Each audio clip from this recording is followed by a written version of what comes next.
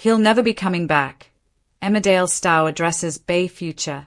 Bear has been missing from home for months now, with his family totally unaware that has been ensnared by Ray, Joe Absalom, and Celia, J. Griffiths, and is working on Celia's farm along with other people in conditions of modern-day slavery, being subjected to manipulation, violence, and extreme hardship.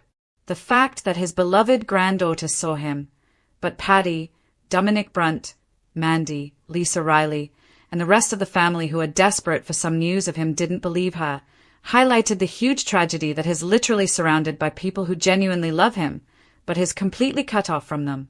Joshua Richards told us that Bear has transferred any feelings for his family to Ray, who is manipulating him the way he manipulated Dylan, Fred Kettle, by pretending to be his friend.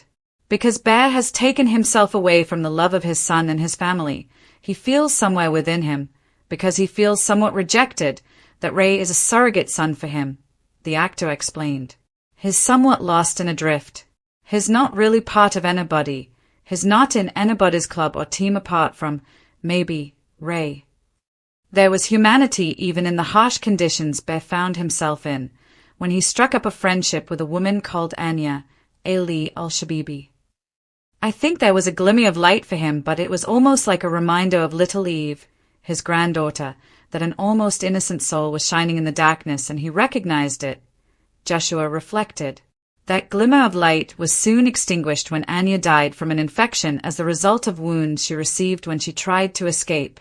Bay's trust in Ray was severely tested when he discovered that Ray had discarded Anya's body in a feed shed. I think he's absolutely horrified, because he's been told by Ray, who he trusts with his life, that everything's fine. I think initially he gets quite angry, disappointed, and somewhat saddened. But because he's been manipulated very heavily by Ray, he almost forgives him, Joshua said, explaining the way Ray manipulated Bear and the others into trusting him. It's pointing out sometimes that your previous life was absolutely dreadful, and aren't things better now because you can trust me and I'll look after you. It's like giving a dog treats. It's very clever manipulation and very insidious, that you can bit by bit instill in somebody that you needed for their very existence.